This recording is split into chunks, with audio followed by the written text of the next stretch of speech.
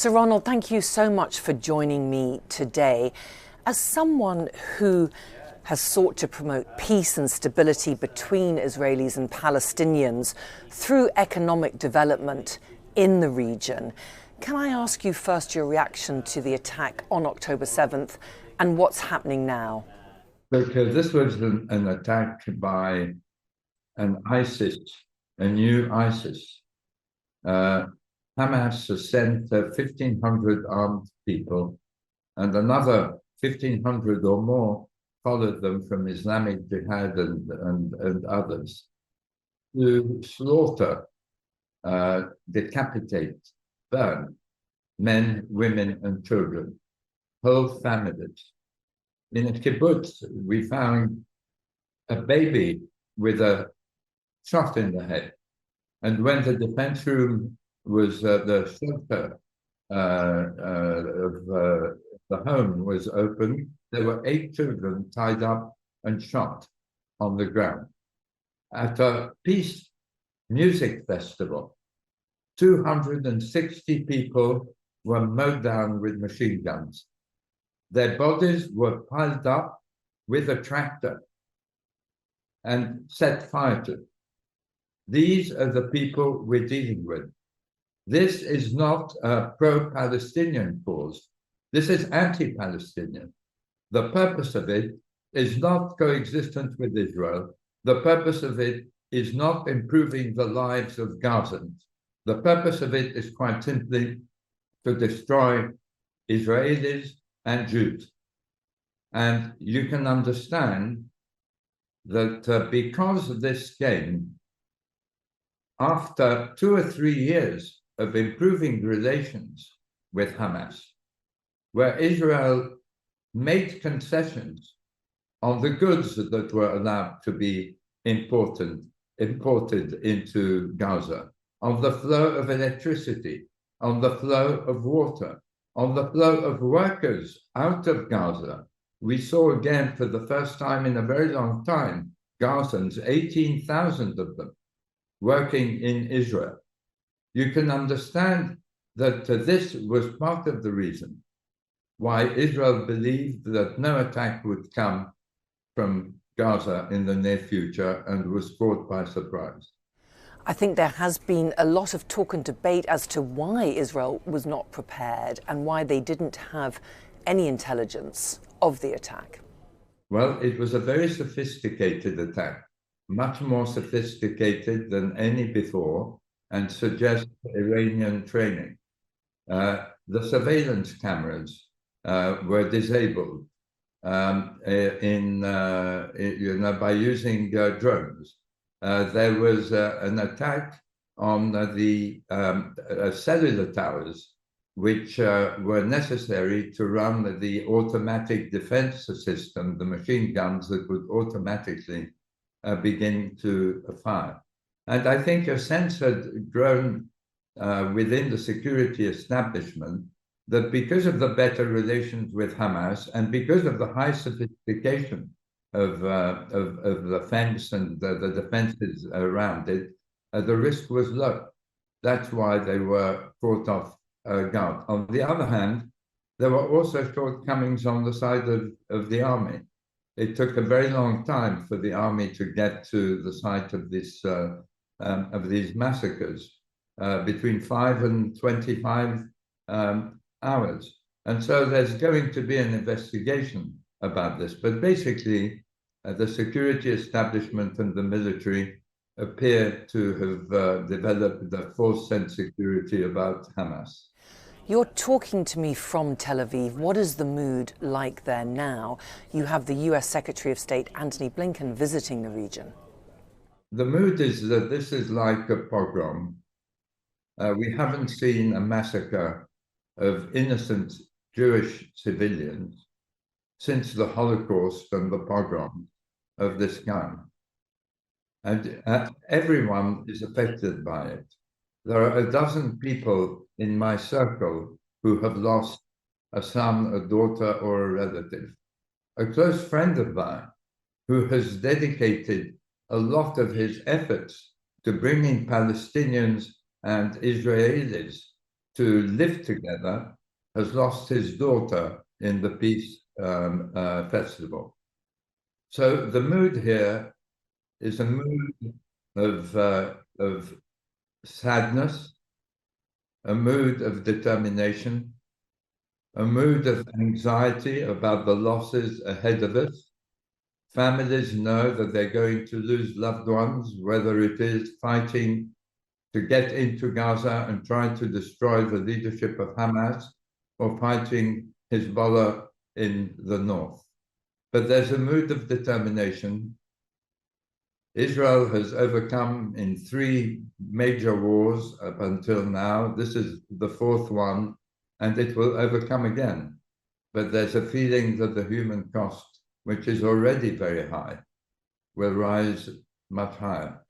Do you think that the US Secretary of State Blinken's visit will make any sort of difference there? He will be meeting with the Palestinian President Mahmoud Abbas.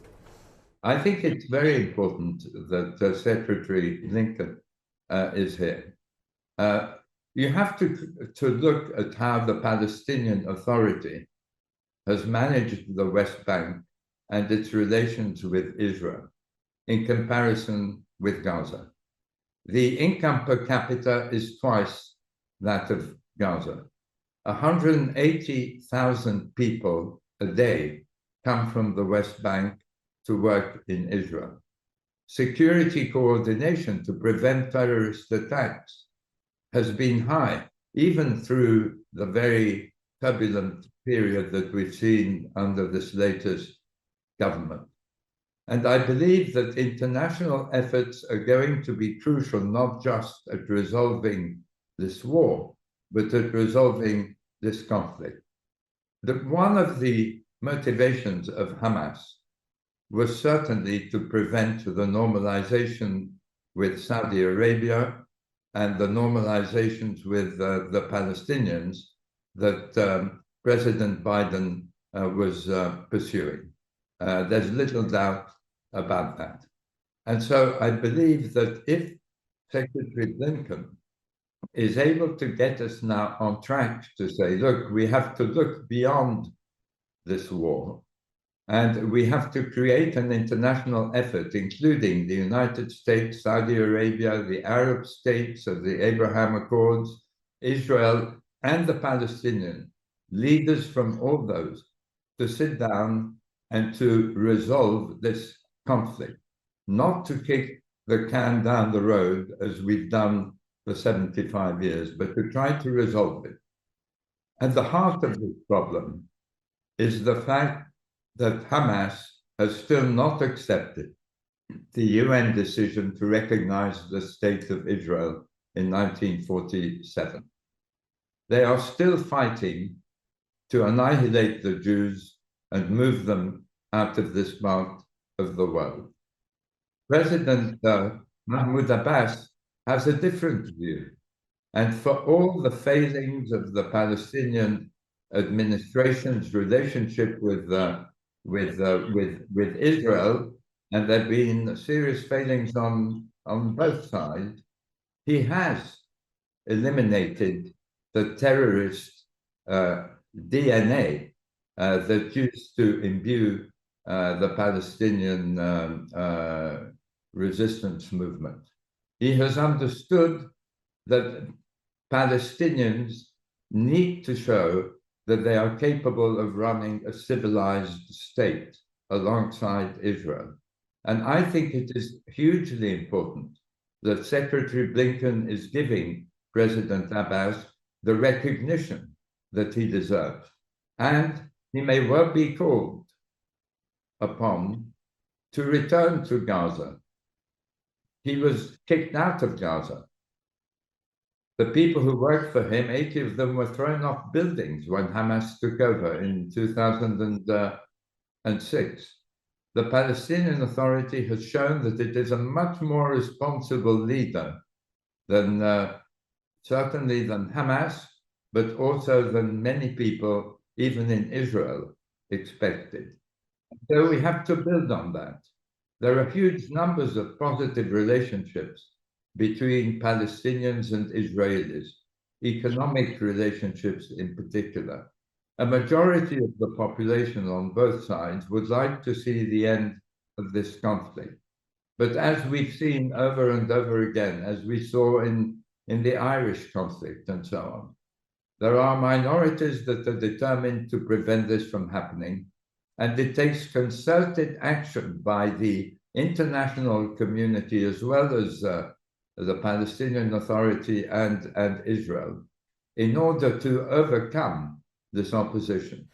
And of course, the civilians on both sides are caught in the crossfire, and we're now witnessing the suffering of those in Gaza. When you look at what's happened now in this massacre, you understand how Hamas is able to hide behind innocent civilians, men, women, and children, and see them come in harm's way, because it's obvious that you cannot allow people who have perpetrated these horrific crimes now to go on their way and continue to do so. You have to prevent them from doing it, and you have to do so through force. In the course of doing that, you're going to harm civilians, which is unacceptable, but all you can do is to try to minimize the casualties. You can't avoid them. And so, unfortunately, when you get immoral people doing immoral things, they lead others into moral quandaries. Israel has shown time and again that it takes every step to reduce civilian casualties. I very much hope that despite the anguish and the anger that this massacre has caused, that the Israeli armed forces will do the same again. Certainly, it's my conviction that they will. But the UN has called for Israel to end the blockade against turning off the electricity, water, fuel in Gaza. I don't believe that creating economic pressure on the population is a successful strategy anywhere, and not here.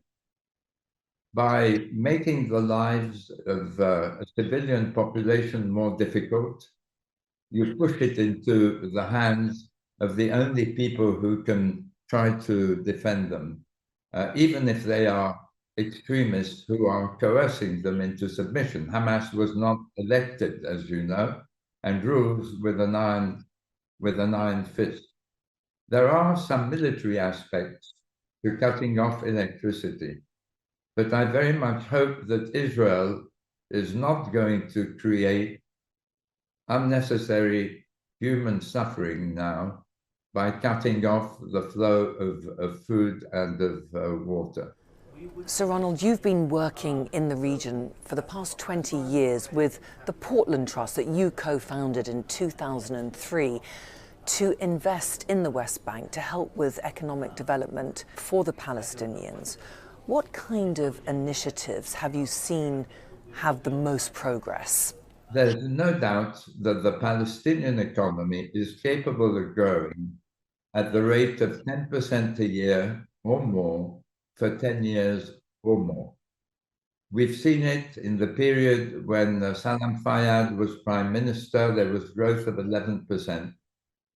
And there is a long list of investment opportunities and economic initiatives that would enable the Palestinian economy to grow and improve the standard of living of its population and give them a future that they can look forward to with optimism. We have focused on projects that boost employment, that improve the ability of the Palestinian economy to take advantage of the presence of a technological power next door. We've worked on boosting the flow of water for irrigation through treated water. We've worked on creating a Palestinian pension fund for private sector workers who don't currently have one. We've worked on things that can move the needle at scale. And what I can say, Tania, is over 20 years through our office in Ramallah, in Tel Aviv, and in London, I have seen evidence over and over again that we are capable of having a thriving neighbor next to Israel. Obviously, this isn't the time to talk about it after this horrific massacre. But when we come to it, Secretary Blinken's efforts and those of the Arab countries that want to help the Palestinians are going to have to focus on reconstruction and on the building of a stable, growing economy that gives Palestinians the future they deserve. Looking at what the world is seeing now within the region, do you feel there's any possibility of that going forward? What happens next? We're in for quite a long war now, I think. Certainly, it seems to me from what I hear, certainly a few weeks at least. After that, we will have to see just how far Hamas has been weakened, and we will have to see who takes over from Hamas if they've been weakened sufficiently that someone else can, and whether the Palestinian Authority has the desire and the capability to go in and to attempt to bring Gaza back to level of the West Bank. Huge amount of effort is going to be required to overcome this, and I stress once again, you will need the international community to collaborate in driving this forward, and the leadership of the United States in particular will be crucial for this. So Ronald, can you tell our audience what is the difference if you are a citizen living in the West Bank or in Gaza? The difference between the two is that you're making half the amount of money if you're in employment. Half of you work in comparison with 80% in the West Bank. You don't have the ability to go to work in Israel or to leave the Gaza Strip for any other destination. In the West Bank, if you go to Ramallah, where I have my office, or other places, you have a normal life going on despite all this.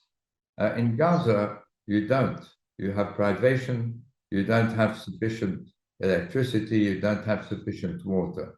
And the popularity of Hamas is not high within Gaza. Polls have consistently shown that the popularity of Hamas is low. But as we've seen in Iran, Tania, it's very difficult to overthrow a fanatical armed group. And it's very difficult for Gazans to overthrow Hamas if they ever had the courage to do so. Do you feel through the relationships you've formed there, both with Palestinians and of course with Israelis, that there really is a hope for peace? It's very difficult to talk about peace now, but let's cast our minds back to the Yom Kippur War of '73, which was even more traumatic in military terms than this one. It was an existential threat for Israel. Hamas does not pose an existential threat. We have to hope that Hezbollah and Iran don't amplify this to dwarf the October War.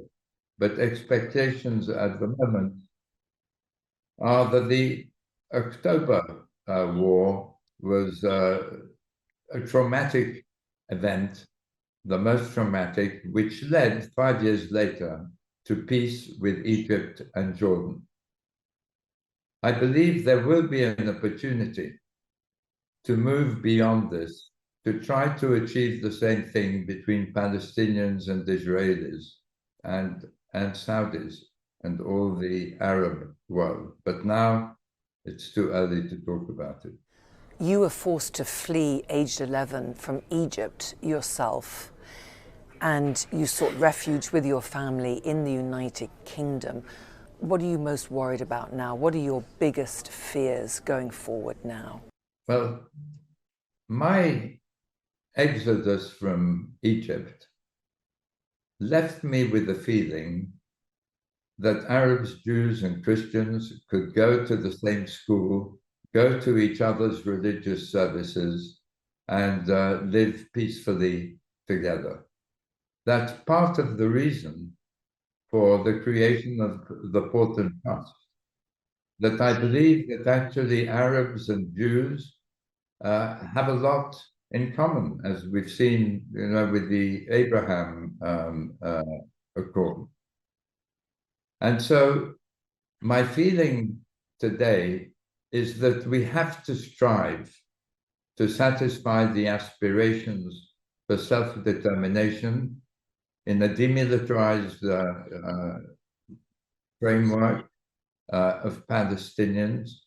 And we have to provide security for Israel to prevent heinous massacres and heinous attacks like this one.